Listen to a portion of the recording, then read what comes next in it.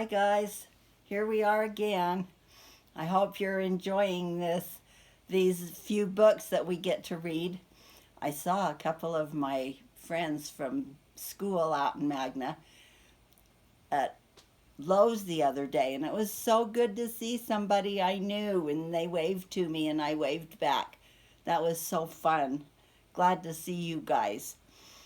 Um, Today we're going to read, this is one of my favorites, and this is The Five Chinese Brothers. Now, I've always read The Five Chinese Brothers in this book, and you can see it's pretty raggy and it's all torn and taped together, and the pages are all taped, and it's pretty crappy. And so some nice teacher, Mrs. Hobber at Elk Run, bought me a brand new book. And so I get to read Five Chinese Brothers from a brand new book. So I think you will like this story.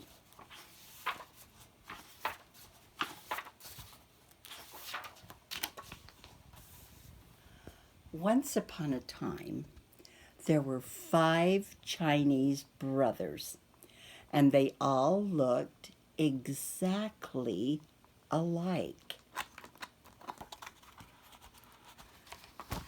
Oh, this is new, so it's hard to turn the pages.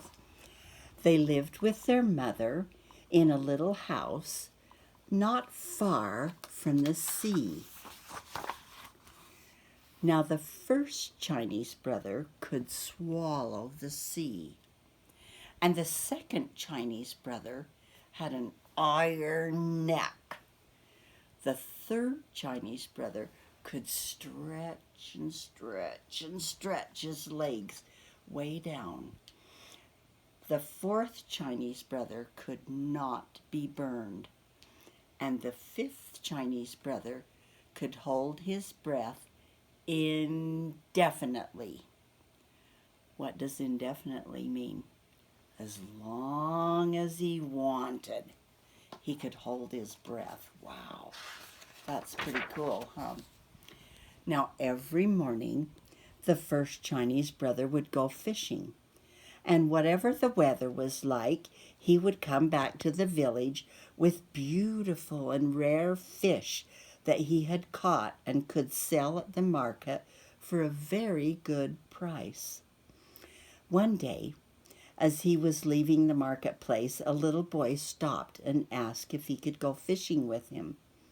No, I don't think we can do that, said the first Chinese brother. But the little boy begged, oh, please, please, please, please. And finally, the first Chinese brother consented. Under one condition, he said, and that is that you will obey me promptly. What does promptly mean? As soon as he says it, you do it. Very quickly. Oh, yes, yes, promised the little boy. So early the next morning, the first Chinese brother and the little boy went down to the beach. Now remember, said the first Chinese brother, you must obey me promptly. When I make a sign for you to come back, you must come at once. Yes, yes, I promise, said the little boy. Then the first Chinese brother swallowed the sea.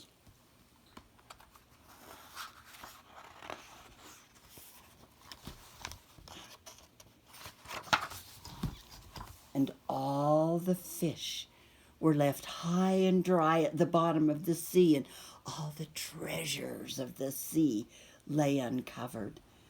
Oh, the little boy was delighted. He ran here and there, stuffing his pockets with strange pebbles, extraordinary shells, and fantastic algae. Near the shore, the first Chinese brother gathered up some fish while he kept holding the sea in his mouth. Presently, he grew tired because, you see, it is very hard to hold the sea, and so he made a sign with his hand for the little boy to come back. The little boy paid no attention. He's holding the sea, and he's holding the sea. Oh, and it's getting harder and harder and harder.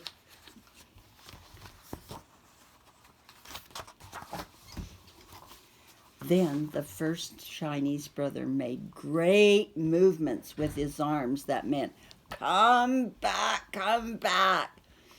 But did that little boy care? Nah, not one bit. He just ran farther away.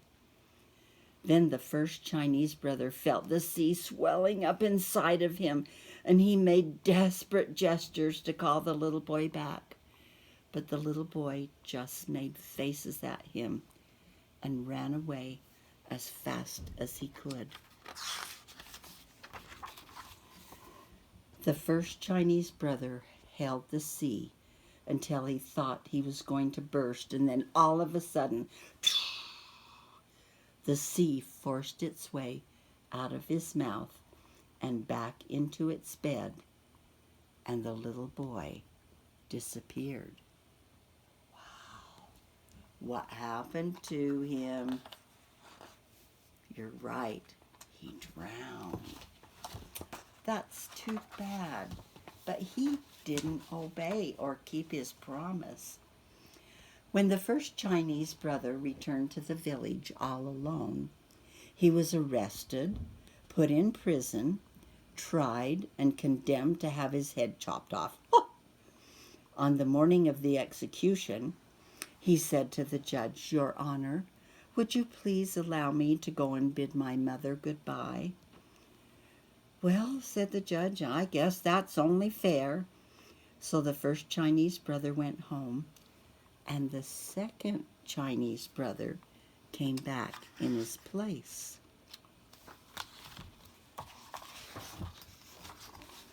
All the people were assembled on the village square to witness the execution. The executioner took his sword and struck a mighty blow.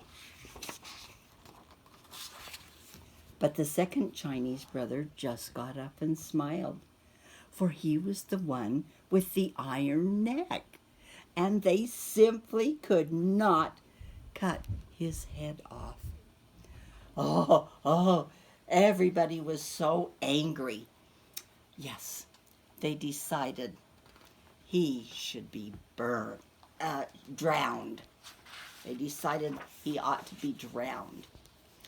So on the morning of the execution, the second Chinese brother said to the judge, "Your Honor, will you please allow me to go and bid my mother goodbye?" "Well, that's only fair," said the judge. So the second Chinese brother went home, and the third Chinese brother came back in his place. He was put into a boat which made for the open sea. And when they were far, far out in the very, very deepest part of the ocean, the third Chinese brother was thrown overboard. But he began to stretch and stretch and stretch his legs way down to the bottom of the sea. And all the while, his smiling face bobbed up and down on the top of the waves. He couldn't be drowned. Well, everybody was very angry, and they decided he should be burned. So on the morning of the execution, the third Chinese brother said to the judge, "Your Honor, will you please allow me to go and bid my mother goodbye?" Well, it's only fair, said the judge. So the third Chinese brother went home, and the fourth Chinese brother came back in his place. He was tied to a stake, and fire was set all around. The people stood around watching, and in the middle of the flames they heard him say, "Oh, this is quite pleasant.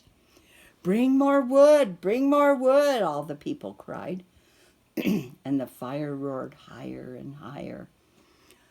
"Oh, now I'm quite comfortable," said the fourth Chinese brother, for he was the one who could not be burned.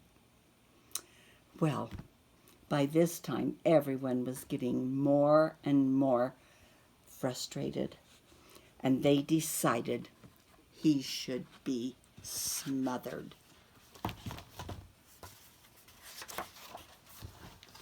What does smothered mean? Have you ever taken your pillow and put it over your face? And what happens? You can't breathe. That's what smothered is. You can't get air. Well, on the morning of the execution, the fourth Chinese brother said to the judge, "Your Honor, will you please allow me to go home and bid my mother goodbye?" "Well, it's only fair," said the judge. So the fourth Chinese brother went home, and the fifth Chinese brother came back in his place.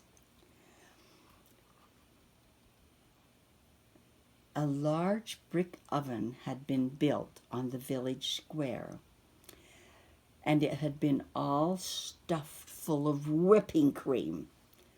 The fifth Chinese brother was shoved into the oven right in the middle of the cream, and the door was shut tight, and everyone sat around and waited. They were not going to be tricked again, and so they stayed there all night long, and even a little after dawn, just to make sure. But when they opened the door and pulled him out, he shook himself off and said, "Oh my, that was a good sleep." Everybody stared open-mouthed and round-eyed.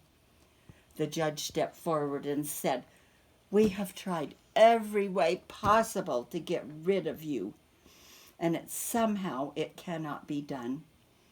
It must be that you are innocent." What does innocent mean? Yeah, he didn't really do it on purpose, did he? It was the little boy's fault. "Yes, yes," shouted all the people. And so they let him go, and he went home.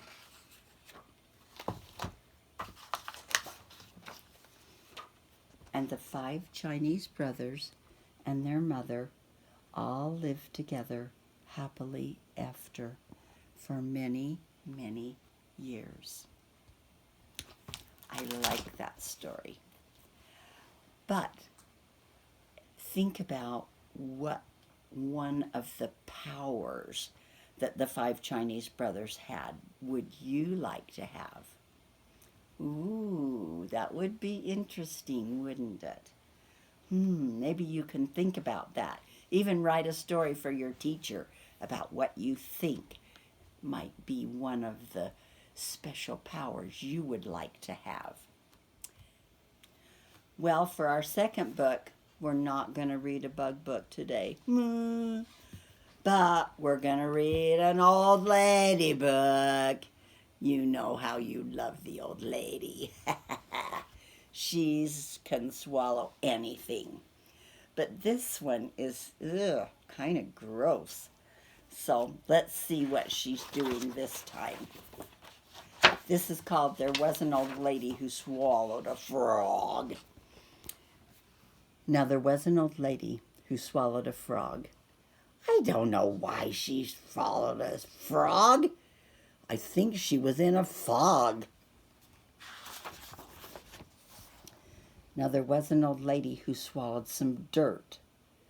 It didn't hurt when she swallowed the dirt. She swallowed the dirt to hide the frog. And I don't know why she swallowed the frog.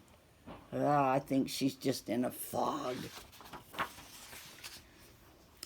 Now there was an old lady who swallowed some seeds.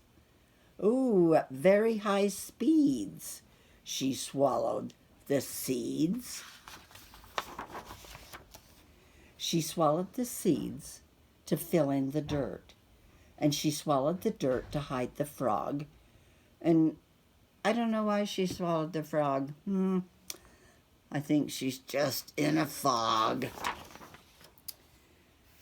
Now there was an old lady who swallowed some rain. What did she gain by swallowing rain? She swallowed the rain to water the seeds. And she swallowed the seeds to fill in the dirt. And she swallowed the dirt to hide the frog. And I don't know why she swallowed the frog. I think she's in a fog. Now there was an old lady who swallowed some sunlight. I don't know how you do that, but oh well, the old lady can do it. It was so fun, right? To swallow sunlight.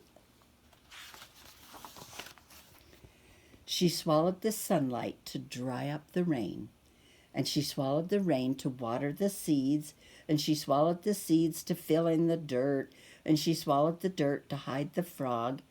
And I don't know why she swallowed the frog.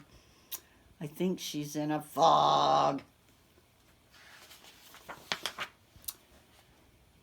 Now there was an old lady who swallowed some gloves.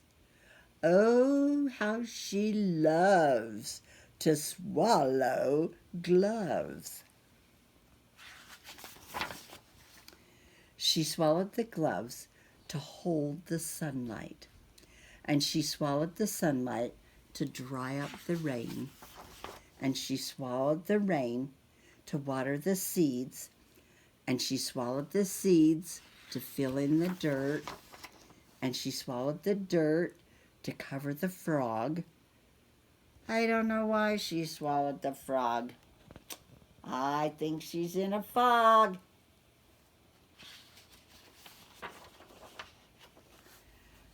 Now there was an old lady who swallowed a rake. Oh my goodness. Can you imagine a rake going down? It was a mistake to swallow a rake. Burp.